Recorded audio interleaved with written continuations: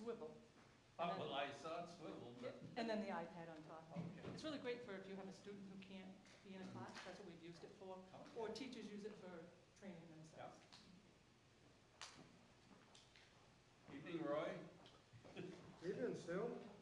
How you doing, Neil? Good, how you doing? Hi, Heather.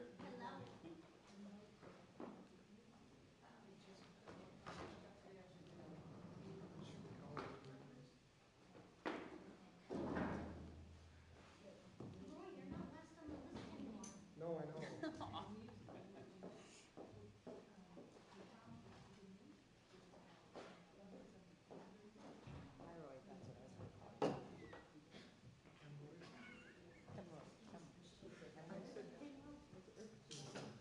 I'm like, you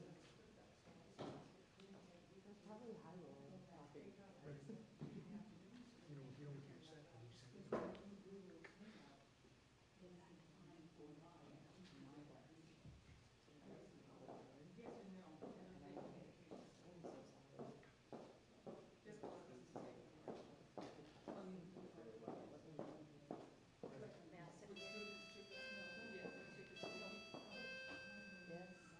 We don't have a date yet for this, and I put the motion in here, so this district meeting, for the purpose of, and then we'll get to the date, because we don't know when we're gonna be able to do that.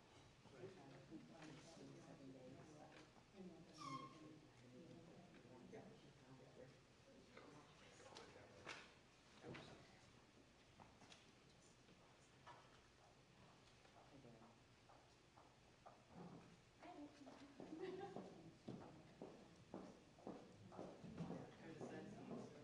No, you can sit wherever you'd like, Beth.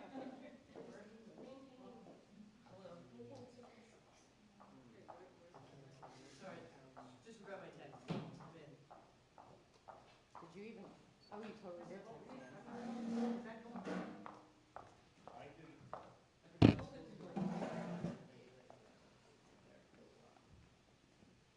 Beth, I'm glad you got in without seeing me.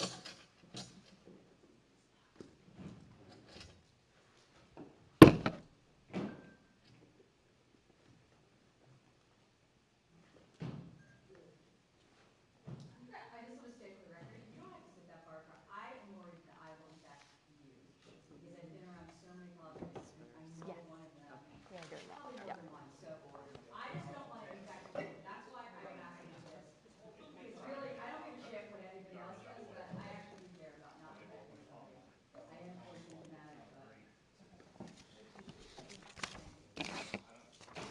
Other people, sit on top of me. No. I don't want to. No.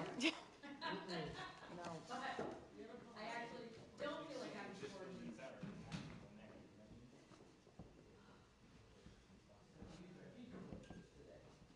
know, right?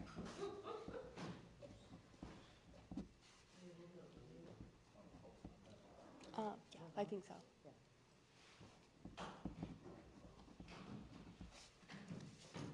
Seven? It is 7. Okay.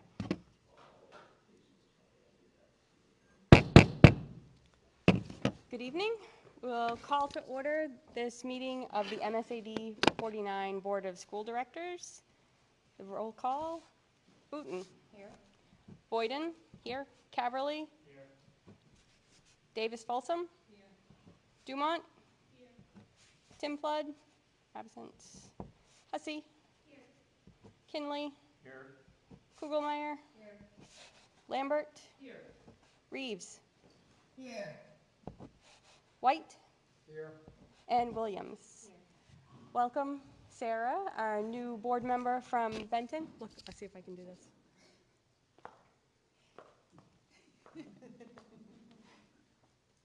Sarah is our newest board member from Benton, just elected last weekend. Yes. Is that right? Thank you. Usually we sit farther apart. Because we like each other so much. All right, we'll have the Pledge of Allegiance.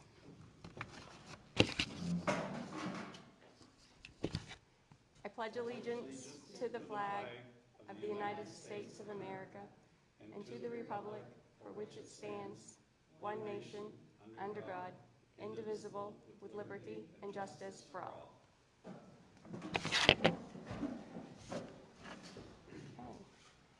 I would entertain a motion to accept the minutes of the March 5th, 2020 board meeting. Moved by Heather and seconded by Neil. Any discussion? Seeing none, all in favor to accept the minutes of the March 5th, 2020 board meeting? Actually, I have to do a roll call because we have, thanks to the new law that passed on Tuesday and was signed by the governor yesterday, we can have remote access at our board meetings, which means we are allowed to have conference call options or video call options. And we have Judy participating online tonight, which is a first for us. So we will do a roll call for each one of our votes because that is the required piece of the new law. So to accept the minutes of the March 5th board meeting, Booton. Yes. Boyden, yes. Caverly? Yes. Davis Folsom? Yes. Dumont? Yes? Thank you. Flood is absent. Hussey? Yes. Kinley? Yes. Kugelmeyer? Same. Lambert? Yes. Reeves? Yes. White? Yes. And Williams? Abstain. Excellent. Okay, so.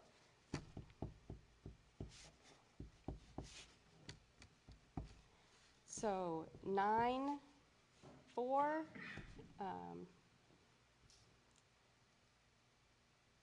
0 against, 2 abstained, and 1 absent. So.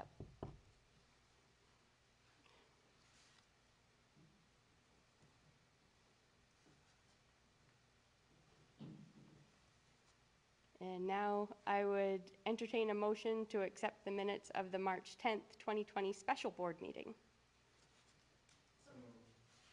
Moved by Neil. Seconded by Heather. Any discussion? Seeing none, we'll take a vote to accept the minutes of the March 10th, 2020 special board meeting. Booton? Yes. Boyden? Yes. Caverly? Yes. Davis Folsom? Yes. Dumont? Yes.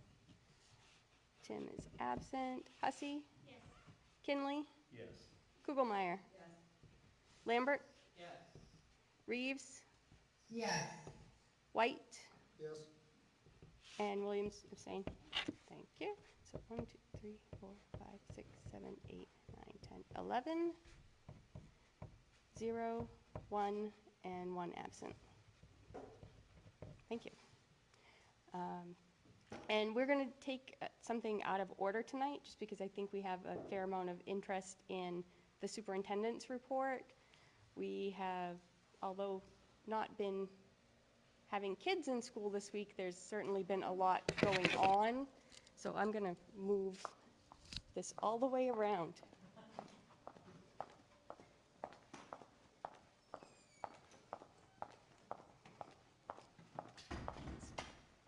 Thank you. You're welcome. So it's here for now. Yes. All right. Certainly, we have been dealing with situations that we never experienced in public schools.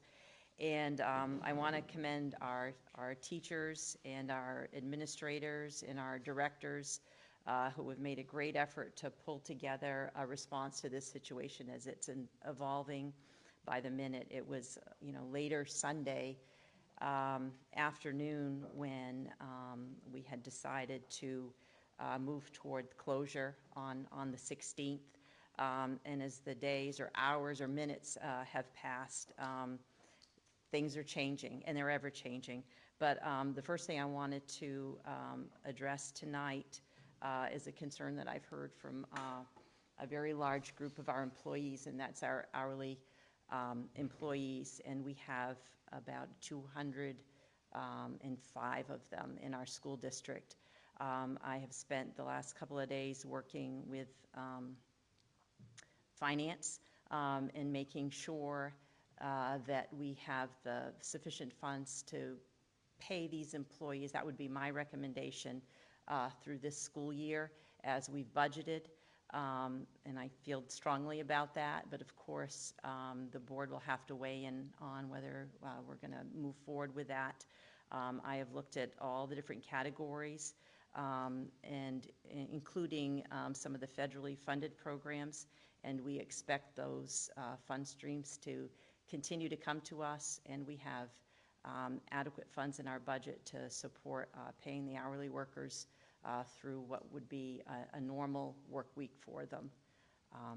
So that's my recommendation on that front. And again, it is a very large group of employees, and they are very anxiously, awaiting a response. As you know, our teachers and our educational technicians and our other support staff were all here on Monday. The teachers were released to not return to the building, as were the educational technicians. We have food service workers who are continuing to work, and I'll talk about that programming in a minute. But we have a whole classification of support workers, bus drivers included, and though we need to really thoroughly deep clean these buildings and disinfect them, and that'll take a staff to do that. We really don't, we have not sorted out those details, so who is going to be working and who will not be needed in the buildings right now. We're trying to limit that contact with one another. I just would like you to be aware it's a very large group, and they're very anxious to hear from school administration on that front. In regard to the nutrition program, again, credit to Dan Chamberlain, the director, and the staff that have worked very hard. That was a very quick turnover. Of course, that announcement came later on Sunday, and we moved through the school day on Monday trying to get some resources together for students. But Dan Chamberlain was able to go in and get another site approval, and by now that part of the process has been waived, but this Albion site was not in the improved list of sites. So by the very next day on Tuesday, they had arranged to have meals available to children, to people 0 to 18 years of age and expectant mothers. And the numbers have been climbing. Albion, there were 21 meals served, Tuesday 36. Today, we're up to 45, today and Wednesday. Benton began at 52, and we were up to 70 today. Clinton began at 31, 50 today. Fairfield Primary, 12 on Tuesday, up to 51 today. And the junior high, 23 on the first day and 40 today. And that is, as the information of availability is getting out to families. We did send a school messenger call out, and it is posted up online. But we do understand that transportation is an issue and accessibility is an issue, and we know that it's vital that we continue to feed the children of the community.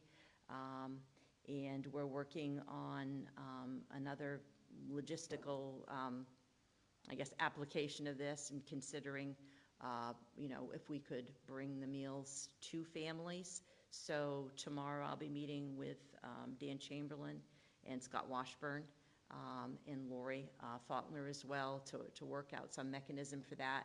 And hopefully there's a very quick turnaround, hopefully early next week.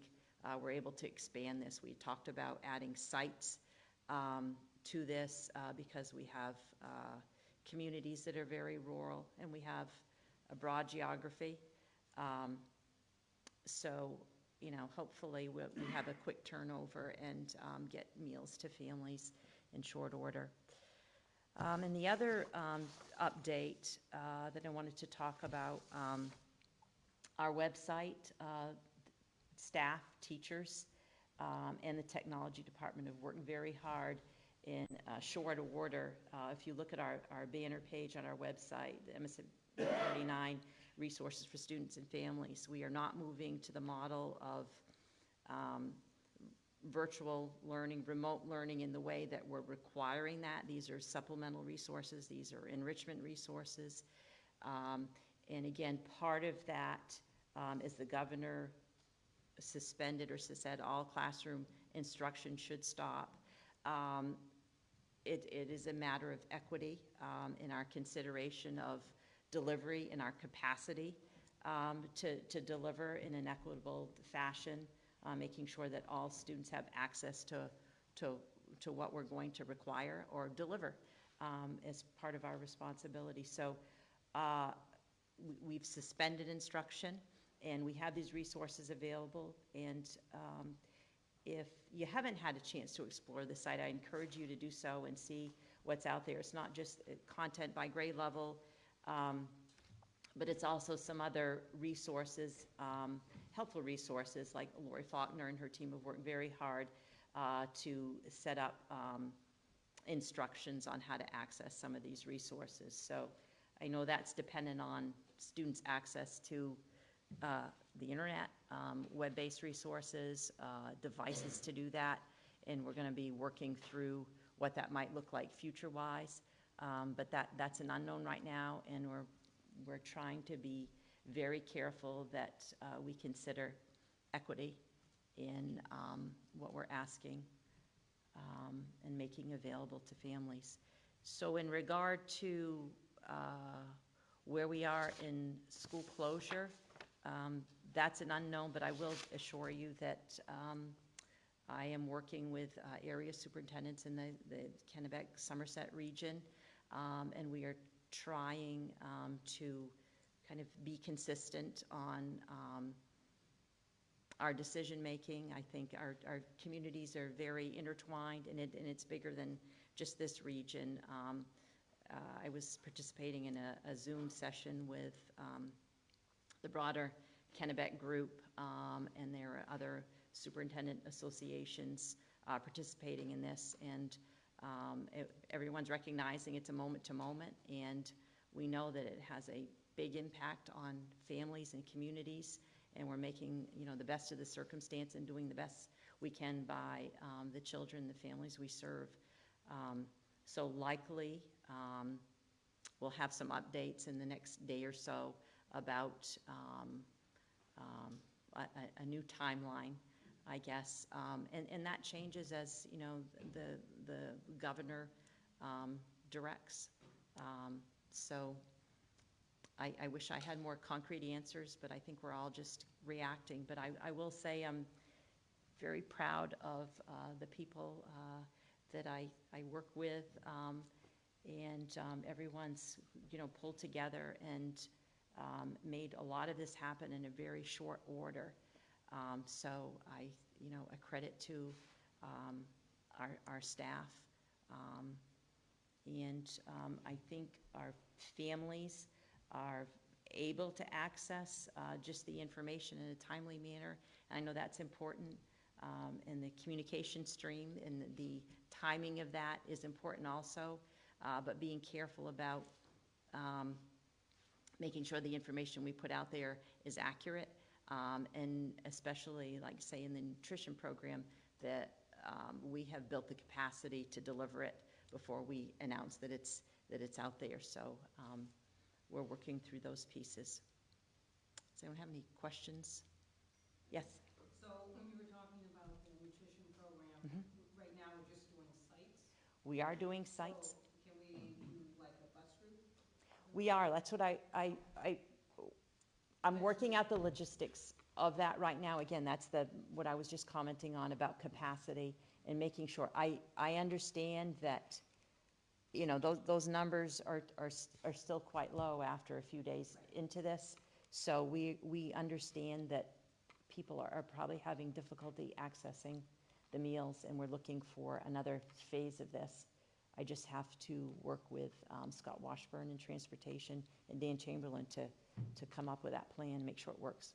But hopefully. To let you know, I did a bus run this morning at my other job. Yep. And it was very overwhelming because a lot of parents were crying. Very thankful. We still have a long ways to go to make sure we reach all the students.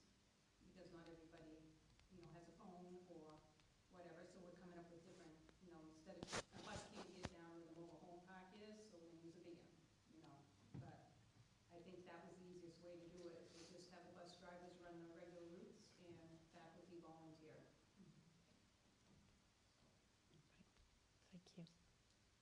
For the staff.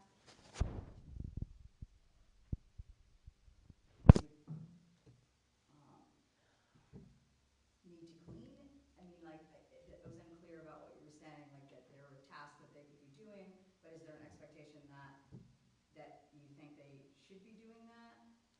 If we pay staff, I guess the question is your recommendation, if we pay staff, are you asking them to work in exchange, or would people have flexibility of being able to stay at home if need dictated for them, either for health concerns or for taking care of their family or anything? So what is your thought about that? Flexibility. Okay. And I'm more That's thinking of volunteering to come in, you know, a capacity in which they're trained to do the work.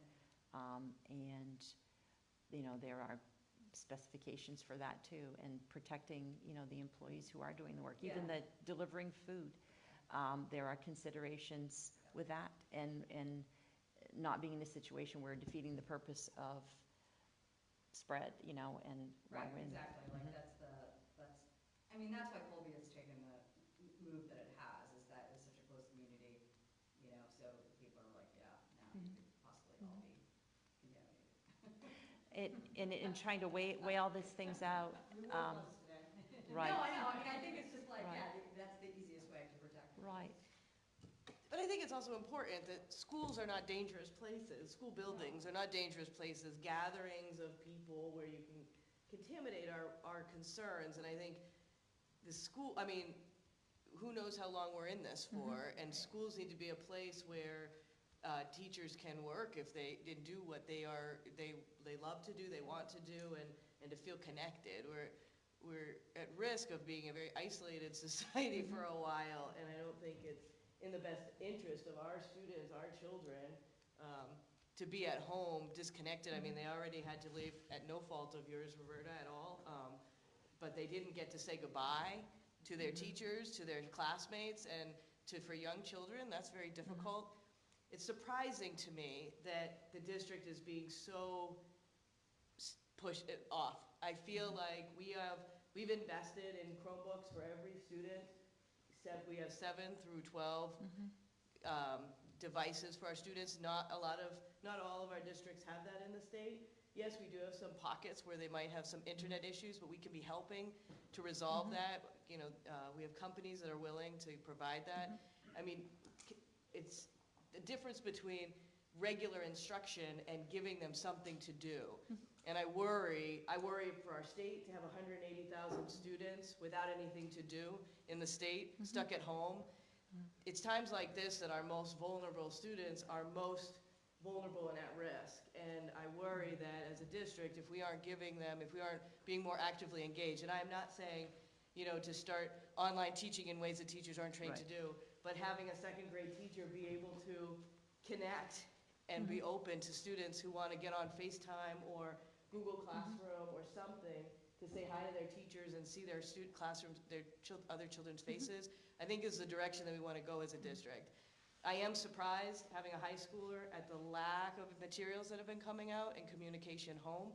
I really think that, you know, I'm not saying, I think teachers are doing the best they can in a time that we were not ever trained for. At the same time, I think we're pushing on to sort of help create this thing like, but the teachers can't do what they want to do and they know how to do, which is connect with their students. They know their students that are at the most risk. And I'd really like to see us provide more than, you know, in the high school, there's just a few links for kids to check out with no guidance on how to use them or what to do. I think it's, our community is not a community where we have lots of people at home that are able to really guide and homeschool their children. They're at a loss and they don't know what to do. And I think it's our obligation to step it up a little bit here and to give the teachers the encouragement and the support to be able to do that is going to be really important. And I think the bus runs are really important. I think we have the staff. We're going to pay the hourly staff to do that. I think teachers need to be empowered to do what they know how to do and what they love doing during this time, as long as they're well and healthy, obviously. Right. There's also a question though, because I already see it for the amount of time, like, because we're all using Google Hangout, you know what I'm saying, all these different tools. And today was the first time where I thought, oh my God, I'm already seeing a chug in latency though. I do worry about, like, we're so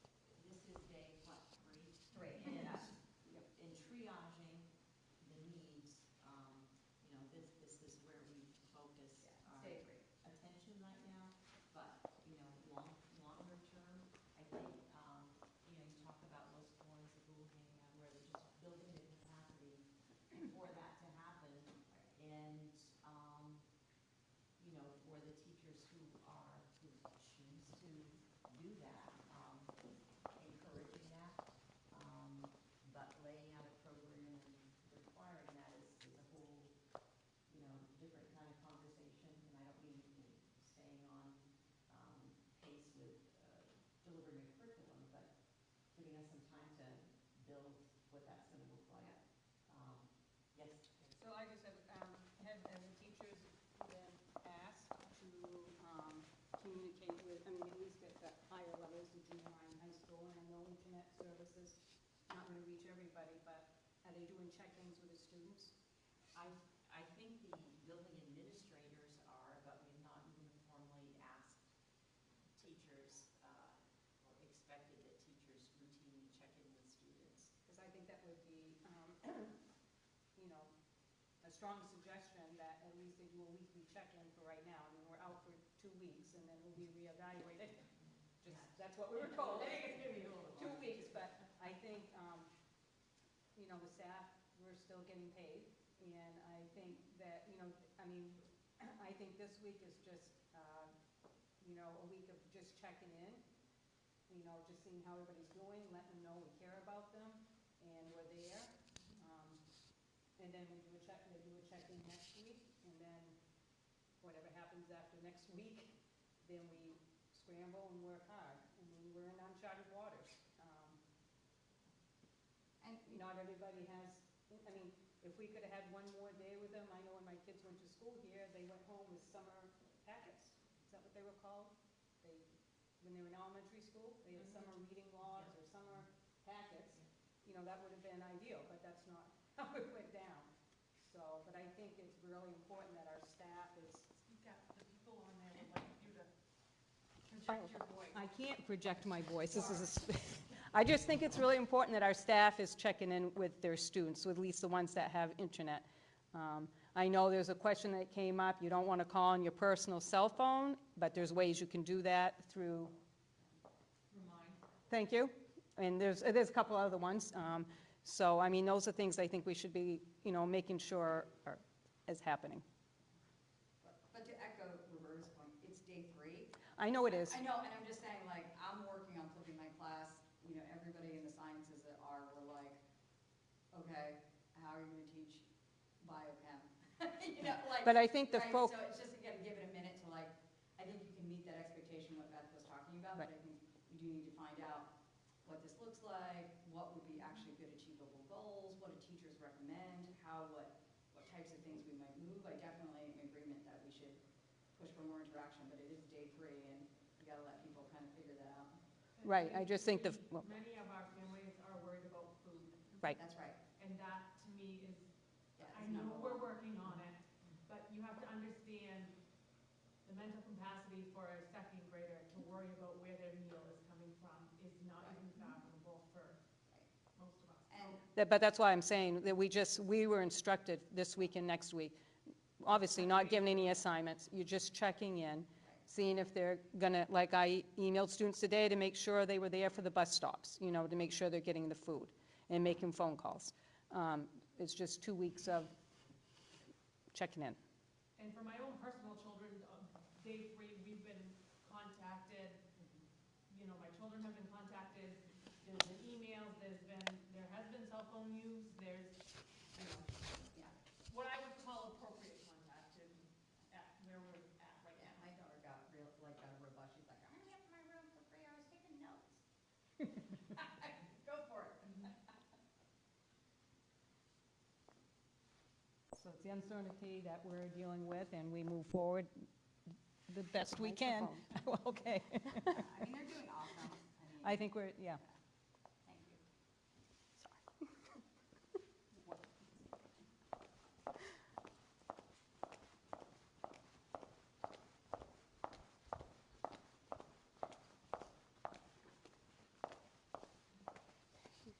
Do you have anything else, Mrs. Hersom, for your superintendent's report?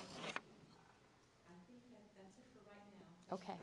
Yeah, well, and thank you for all of your Yes. work. Yes. Outstanding. Thank you. I mean, really, like, the whole district has so much to give.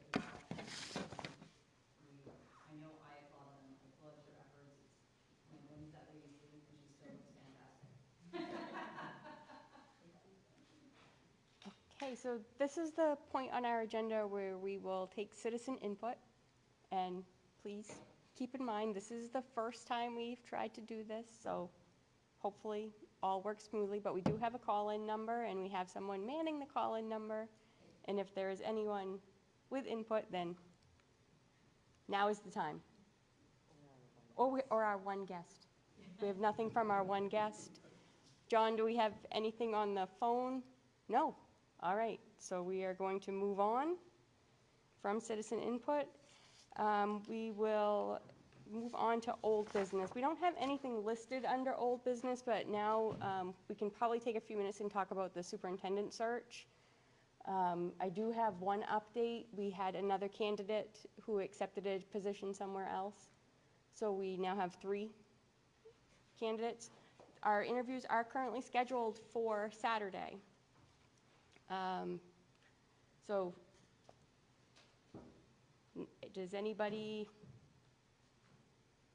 feel like we should not conduct interviews on Saturday? I don't think that this is an appropriate time to conduct interviews. So, do we have the questions all done? Like, we're not. Beth has the questions. That's probably been a little busy this week. Yeah. Yeah, I really apologize, but I do have them and they're emailed as well. So we do have them. I do understand that there is concern about doing it this week.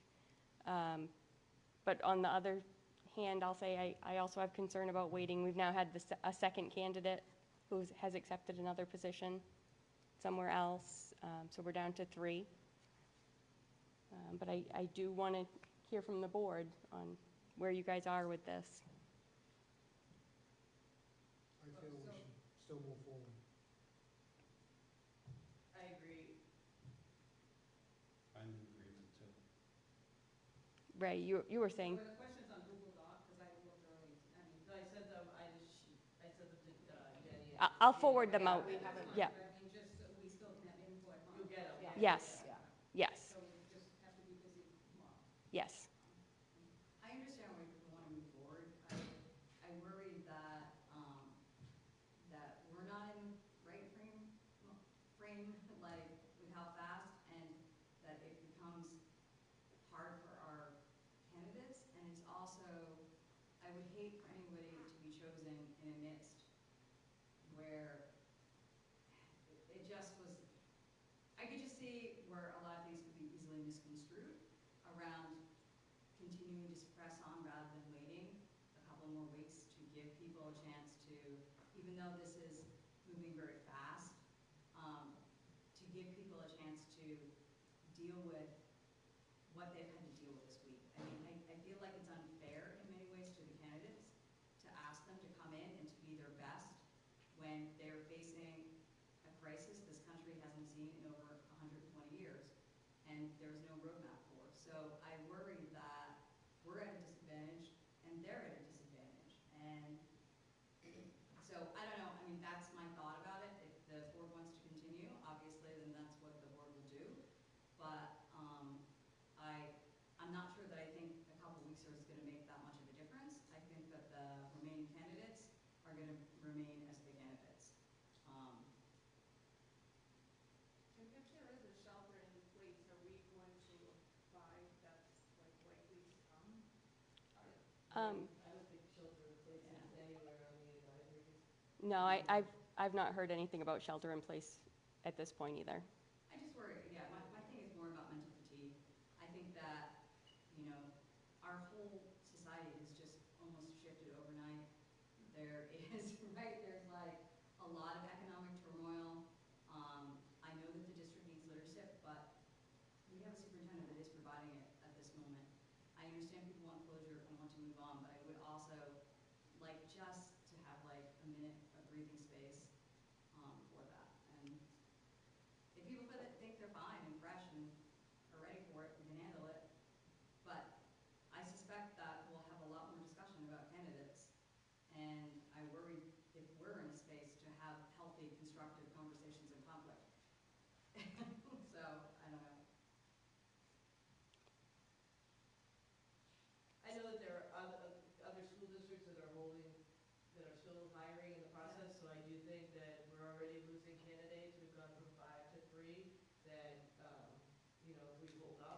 we're doing a disadvantage to ourselves because we're going to lose candidates who are moving when other districts are moving forward. So I think it does do us a disservice, and I think that person needs to get it and be ready to take over. We're gonna come out of this. This will be over, school will resume, and when it does, we need those things going forward. We need leaders of that. I think it's appropriate to continue.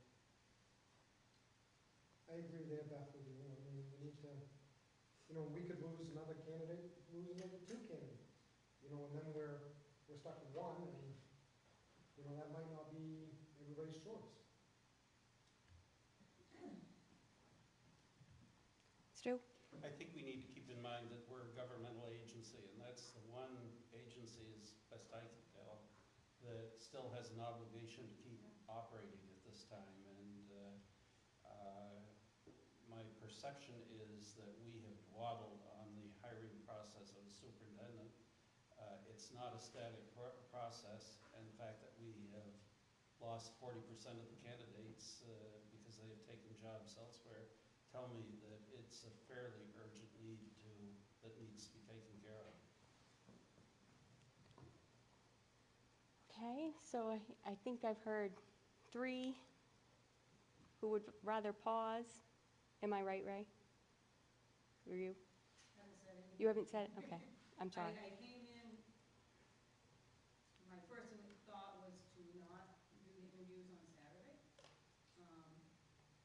But now knowing that another person has, that's gonna happen, Yeah. unfortunately. It had nothing to do with whether we're gonna meet Saturday or not to do interviews.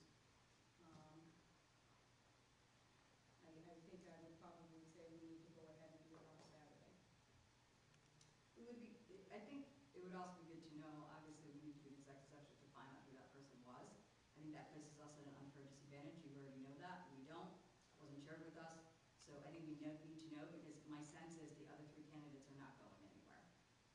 And I think if I suspect which one dropped out, that's a further one. So I think it would be nice to know that before moving forward. I just found out this afternoon, but I didn't no, feel it sure. was appropriate to share by email, so. Right, no, I Yep. realize that. I'm just saying that Yep. I think that is an important trajectory there to know that, so. Danielle? I still want to move forward and have the interviews on Saturday. Okay. I think we should move forward. Heather? Okay. Sarah, do you want to weigh in on this? I'm okay with moving forward. as You're well. okay, all right. So I feel like the general consensus is that we'll move forward, so we will carry on. But I appreciate hearing from you that have a difference of opinion, and we're where we're at, and we will maintain appropriate social distance during our interview process as well as tonight. Again, I feel a lot of pressure because I asked for that, and I No, don't like to be belittled about it. I no, don't know if that's it- what it is, but I just stated why I wanted to do it. I think it's unfair because there are other people that do have family members at home that have underlying health conditions. Absolutely. And we need not to make a mockery of it because we don't agree. I'm not making a mockery of No, it. I know, I'm stating that because I think it makes a lot of assumptions. It is in line. I struggled with the meeting. Once the governor's executive order came out yesterday, I struggled with whether or not we hold the meeting. I reviewed the executive order. I talked with other people at the state, and the opinion was this is not a social, personal, or discretionary meeting, so it is acceptable for us to hold a meeting of more than 10 people at one time. What? We have citizen input We- that I- Fenton called. Yeah, but they weren't sure, they didn't know, a lot of them didn't know about the phone call. They thought we were reading comments. Oh, no. Yeah. Okay.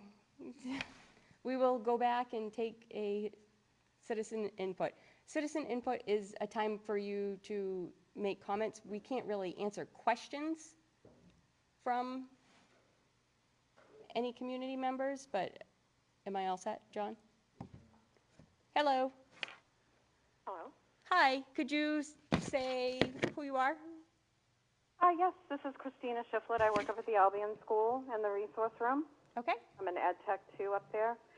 And I was listening to most of the meeting, and I'm kind of confused as to the issue of staff being paid, hourly staff being paid, and there was dimension of them, you know, they could help out with delivering meals and that kind of thing.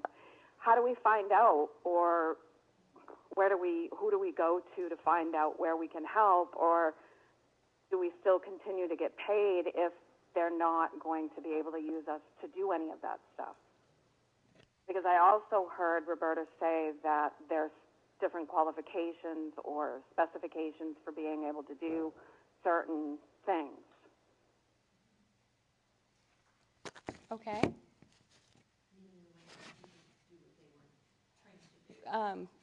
You probably can't hear Mrs. Hersom, but she said we just wouldn't have people do things that they were not trained to do. So if someone were going to volunteer to assist with making lunches, then they would be trained in doing that before we actually had them do it. And in order to find out where people can help, who would they? You can reach out to the superintendent's office. Just go down and see her at the superintendent's office, or email her? Probably call the superintendent's office. Oh, call the, okay, because Yes. you keep breaking up. Oh, I'm sorry. Nope, you should call the That's okay. superintendent's office. All right, okay, so anybody, but if there is no place for us to be put, or we can't assist in that way, where do we go from there? As Mrs. Or as Hersom, pay goes? yep, as she had mentioned, we are going to be moving forward with a great deal of flexibility, and the intention will be that people will continue to be paid. We haven't voted yet. We, Once we that, make a right, decision. we will need to make a decision on that from the board's perspective, but that is the recommendation of the superintendent. Okay, when does that decision get made? It will be made tonight. Oh, it will definitely be made Yes. tonight. So we just keep watching the meeting and find out what happens. Right. Okay, all right. Because we've been I know myself, I work up there, my daughter works up there. I have a sister-in-law that works over at the primary school, and we've all been just holding off doing anything drastic as far as like unemployment or anything like that because Right. you guys had said there was, okay. Right. So we'll just wait and finish listening to the meeting. Yes, please. But the sound on it isn't 100% great, so I just Okay. couldn't understand, or I didn't know if something was said and we missed it or whatever. So I figured I'd quick call in and just make sure. Okay. Well, All right, Thank you for your comments, and I'm sorry about the audio. We are trying Oh, that's fine. our best. I know you guys are trying to keep your distance from each other too, so Yeah, I mean, it's we kinda are. hard, so. Yeah, okay. All right. Thank you. Thank you. Okay. So we're okay on the superintendent search. Do we want to take action on the recommendation of the superintendent regarding hourly, or Yes, we I want to make do? a motion. Okay, thank you. I make a motion that we continue paying our hourly employees. I will second that. So I have a motion by Danielle with a second by Stu that we continue to pay our hourly employees as was outlined by Mrs. Hersom in her superintendent's report. All in favor, or no, not all in favor. Any discussion? And just to reiterate, as long as there's flexibility for them, I think that's very important, and they understand that there's flexibility depending upon what they need to have done, so. Yes, And if they do want to volunteer, then. absolutely. If people volunteer, then they should reach out to the superintendent's office, or probably even their building administrators would have information. I would presume, since they're still being paid, they're still employees, that they conceivably would be available for work if needed. I'm not, I mean, if we had their normal work to do, they would be available for work. I'm not recommending that Oh. they be called in by Oh, any okay. means, but I think the governor's kind of taking care of that.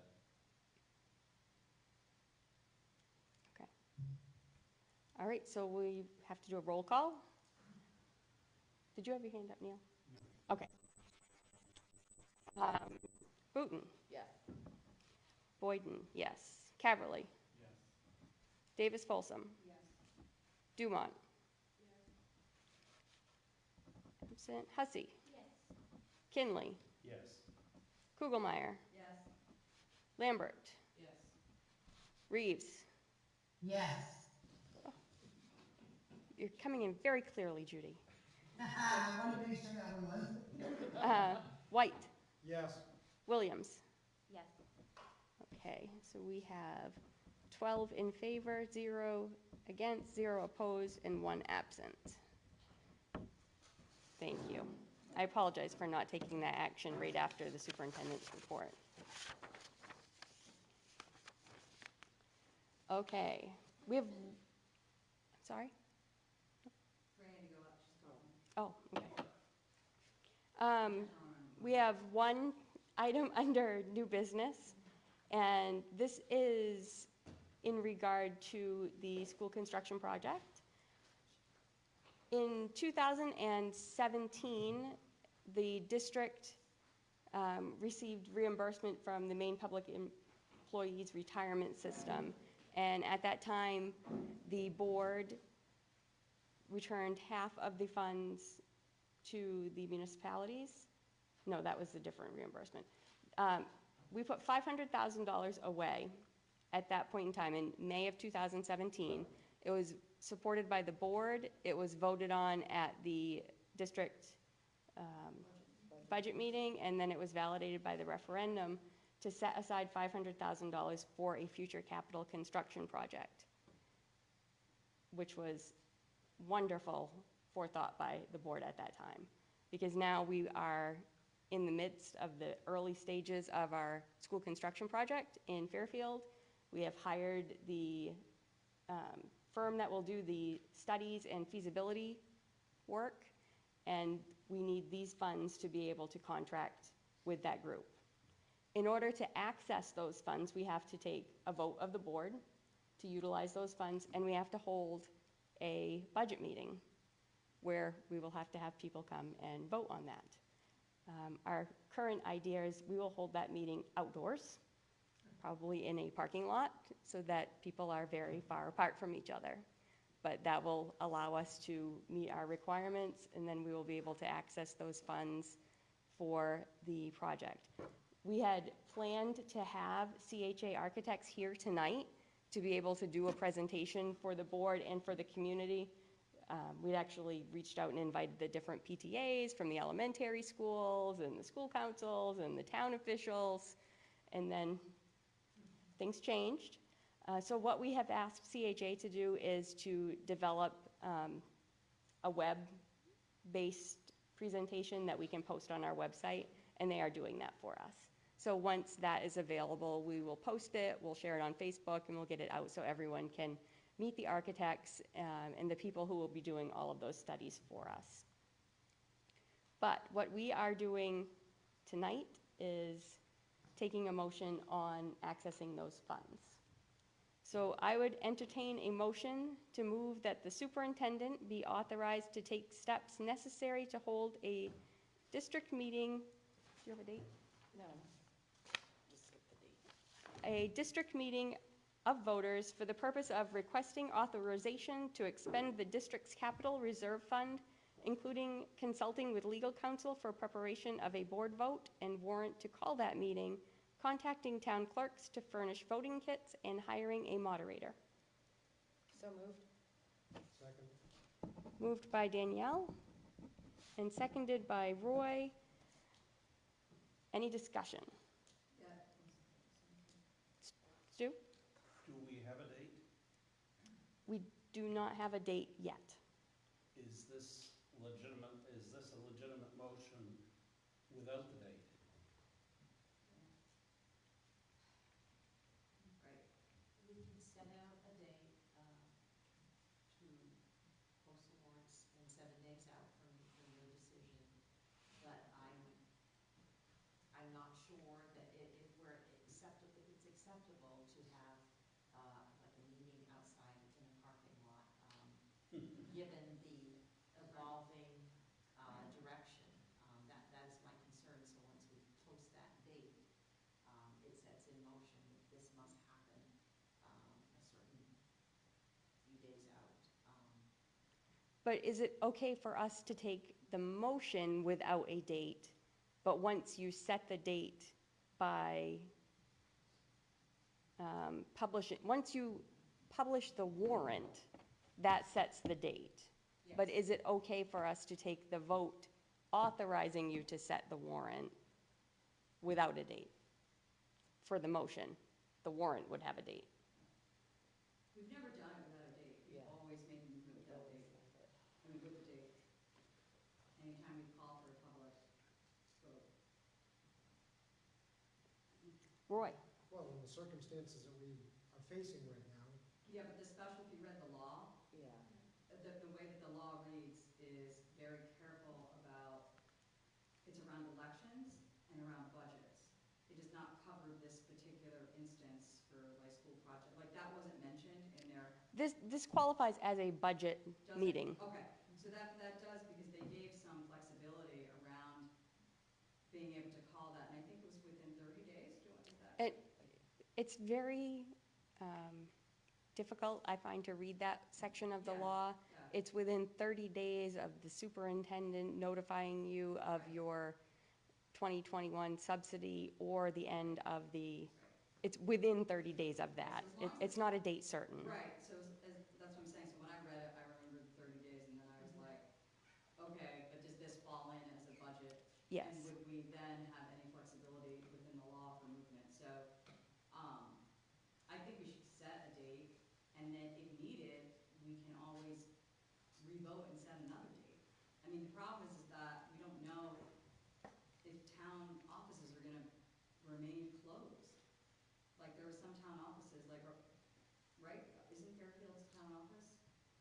I thought a couple of the town offices were closed. Fairfield's doing,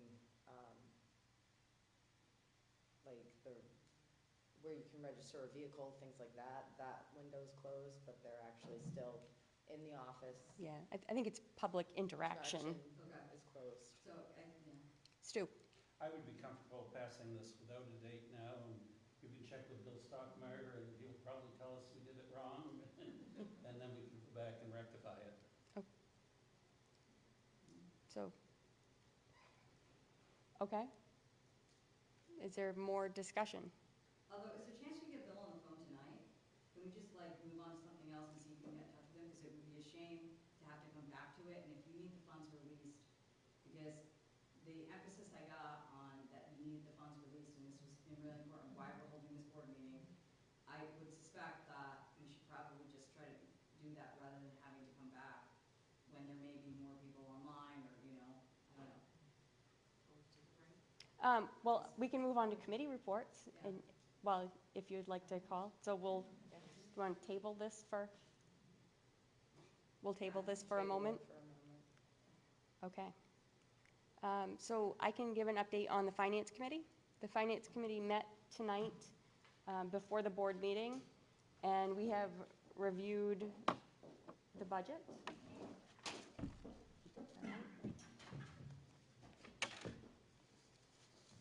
As we talked about at our last meeting, the primary driver in our school budget, and really in any school budget, are salary and benefits.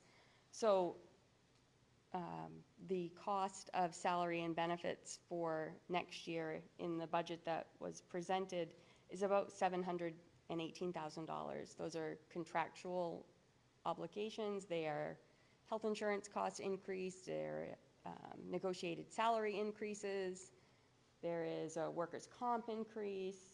Those are, they're almost fixed costs. They're what we have negotiated. The other driver in the increase is the special education budget. That particular line, when including the cost of salary and benefits, is going up $600,000. Part of that has to do with the way the state of Maine takes a portion of funding back for services that are reimbursed for Medicaid-eligible services and students. So if a student is receiving physical therapy, speech therapy, occupational therapy, or other certain services in the school, then a portion of our subsidy is reduced for those. For the last several years, that has not been done correctly. The state has not been reducing as much money as they should have been. At this point, they have said they will not go back and try to recapture any of the money that they should have reduced in prior years, but they have told us that we need to ensure that we are budgeting for it correctly in the future. So part of this increase is not actually a new cost, but it's properly reflecting costs that we will incur. So overall, from our last meeting to this one, the administration reduced the budget proposal by about $235,000. We're at just over a 4% increase right now. And we have asked Mrs. Hersom to go back and talk with her administrators and look more at special education to see if there's any additional room there. They're also looking at, they've received notification of a Title V award, so they can reduce some funding in one of their lines. And we're going to look at if we can bid out the workers' comp, because it went up fairly substantially. But those are the things that we've asked them to go back and look at, because other than those items, we would be looking at staffing, and at this point, that's not where we're at. So that is an overview of where we are with the budget. For some good news, I can say that also on Tuesday, before the legislature adjourned, they did pass a supplemental budget, which included the full amount of the governor's request for K-12 education. So the 279 reports that we received back in January do reflect the amount of money that we will be receiving next year. So that's good. We actually have a finalized number to be working with, because in the past, we're always waiting for the legislature to finish, and you don't really ever know for sure what you're going to be working with for revenue from school subsidy. So we do know, and I feel like that helps us be able to finalize our choices a little bit better. But we will continue to work on this, and we'll have more information at our next meeting. One other area, we talked, earlier this year, we talked about looping classes as a potential budget option. Danielle, do you, or Cara, you haven't? I think it's an embarrassing thing because I was just a little bit busy this week. Yes. But we did have, just a tad. What we decided in regards to, so there've been some questions last year about combining class size.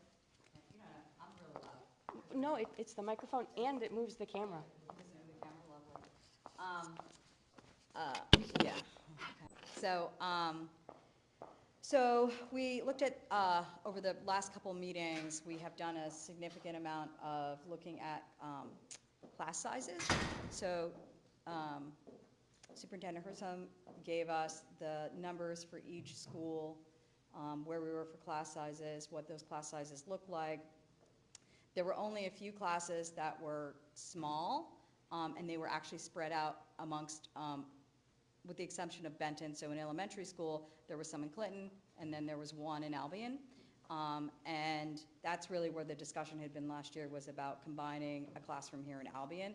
It didn't look like that actually could happen in regards to size. And the other thing that came up in the discussion with teachers is that the Envisions math program is very rigid and doesn't have a lot of flexibility, and it would almost be impossible for teachers to combine that in a multi-age classroom. So if you tried to combine 2 years together, that math program would be, basically would cause a significant problem in that idea that you could kind of combine a curriculum So the recommendations really from teachers was not, I don't know if you wanted to add anything, Roberta, this was about the, yeah, go. I'm thinking of a budget date right now, so What's this? I'm thinking of a date that I need to communicate to Oh. the answer. Okay, you want to go back to that? I'm fine. Oh, no, well, we have. So anyway, the general recommendation was no, I will write something up with the data to support it.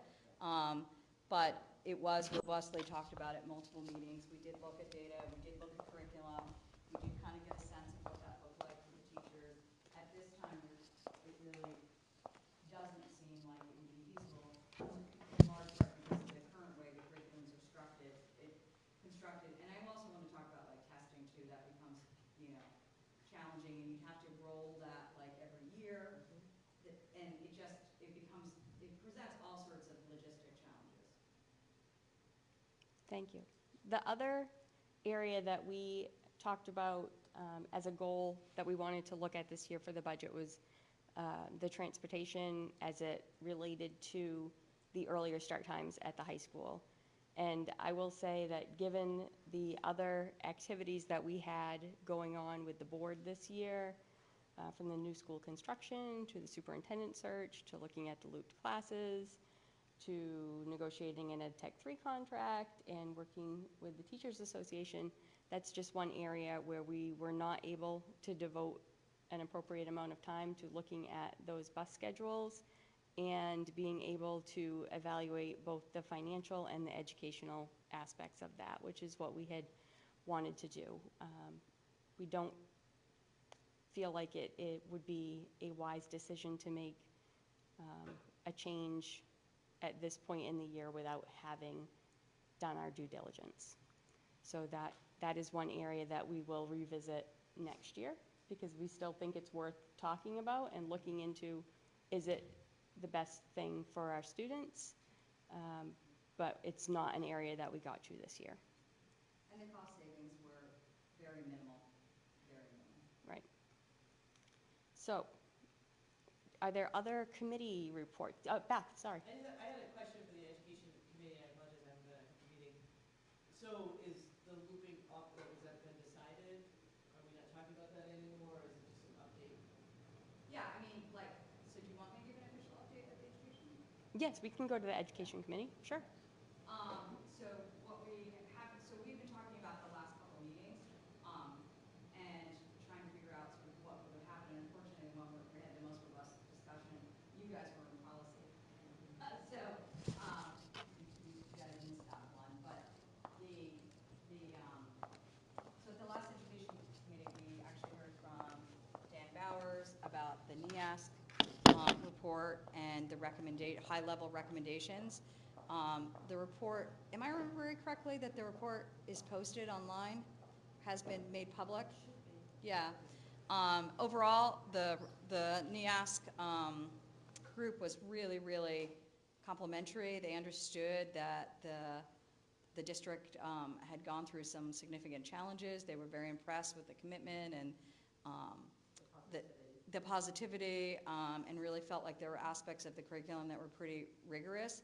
There are some areas, of course, that they are recommending, like any NEASC, would make recommendations around going back to look at scheduling was one thing that, scheduling to basically provide a more in-depth, a deeper curriculum, and that was one of their observations, and particularly around STEM, as well as the arts, if I'm remembering correctly. So their thought, and then to look at the effectiveness of the Bulldog block, how that was working. So that was a very good discussion. We also talked about the school calendar. I know that the superintendent has just been a little bit busy, but that is our next item, to get the school calendar set up. And of course, there's coordination between us and Mid-Maine Technical, so that takes a little bit. We did have discussions about looking at start days.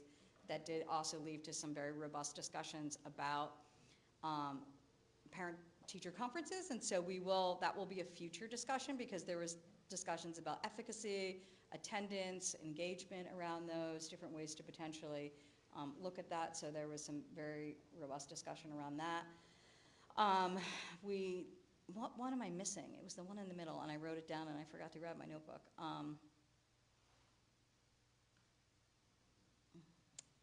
I my agenda in front of me, but it couldn't have been anything earth-shattering. I think I would have probably remembered that, hopefully, maybe not. So we'll continue on, in our next, meeting. We had, a few other things that we wanted to talk about to bring back up, which was the school calendar. And of course, now there's all sorts of challenges, so I'm sure if we convene that committee again, we'll have a robust discussion. But Beth, did you have a question about the? Yeah, so just in the first report out, it sounded like, and I am paraphrasing, and I know you're just giving the report, but it seemed like the decision to not loop was based on the curriculum and logistics. And so that always sort of makes me question if we're making our best decisions. Was there a conversation or significant feedback that the curriculum is so great that it should drive what possibly could be the right educational choice for our students or the school, or to keep it open? Or also, logistics really gets me, because I always think that we shouldn't let those things get in the way. It's worth discussing. I think it becomes, I'll say that it's actually a question of impact and equity, right? So the class sizes weren't that different. Benton obviously has the largest class sizes, but with Clinton and Albion, and there are some classes at Albion that are, up there with Benton. So it just didn't, the numbers, right? When we looked at the numbers, it just didn't actually look like the amount of effort that it would take. That being said, I do think there is a discussion to be had about multi-age anything. However, I would argue that both state testing and ways in which we have structured, K through 6 education at this time would need to really be looked at, right, in order to make that possible. And I don't know that people have the desire for that at this moment. I think that that's something that a new superintendent could look at, which is, again, what are the biggest goals that we're trying to achieve? What could be the best pedagogies to get there? I would be hesitant to move forward in a time like this on any change like that, if that makes sense. That would be my recommendation, because I think it needs to be a lot more thorough, and it requires a larger umbrella discussion around it. Well, I agree, that's why I was surprised to hear it dismissed so quickly. So. Well, yeah, and because, no, and I'm with you, but it wasn't. Sorry, I think just for this year, and just going forward into next year's budget, the recommendation is not to move forward and manage classrooms, but I don't think that the whole conversation of multi-age classrooms and how to structure that within the district is off. Yeah, I think we need to have a serious discussion around that curriculum and pedagogies, but that needs to be with the new superintendent in place and a real understanding about what that looks like in my mind. So that's mine. Do you remember the other thing we talked about? Oh, no, I remember what we talked about. We talked about doing the survey. Oh, yes. And then we decided not to do it, so, yes. So we're good? Okay. Are there other committee reports? No. Okay, so we have a date from Bill Stockmeyer, so would you like to resend? Yes.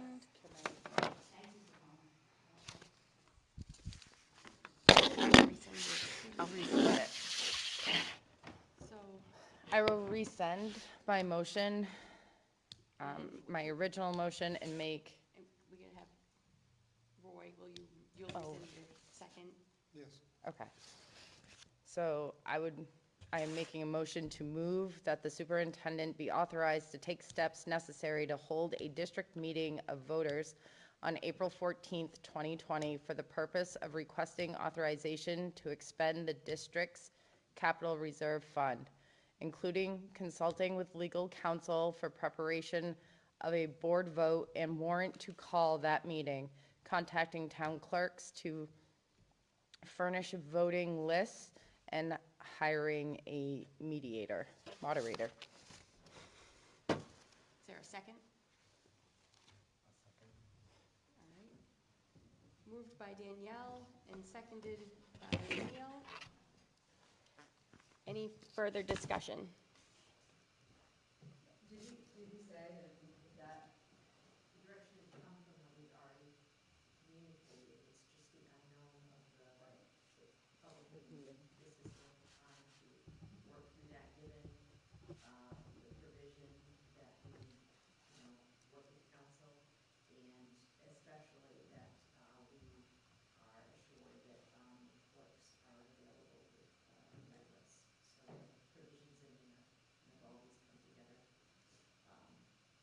And the board will have to sign the warrant probably the first meeting of April. Okay. We will take a roll call. Booton. Yes? Boyden, yes. Caverly. Yes. Davis Folsom. Yes. Dumont. Hussey. Yes. Kinley. Yes. Kugelmeyer. Yes. Lambert. Yes. Reeves. Yes. White. Yes. Williams. Yes. Okay, so that motion passes 12-0-0 and 1 absent. Okay. Thank you to everyone for letting us go a little bit out of order today. I appreciate the flexibility. At this time, I would entertain a motion to go into executive session pursuant to 1 MRSA, Section 405-6D, to discuss contract negotiations. So moved. Second.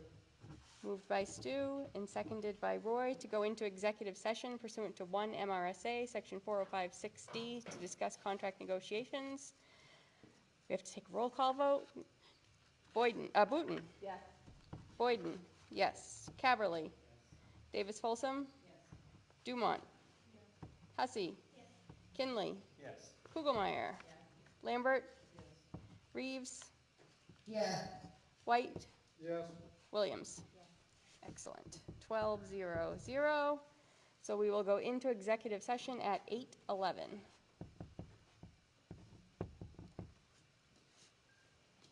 If people are unable to attend the April meeting, last time we gave them, signed the warrants at the business office, is that going to be possible? Probably. Yeah.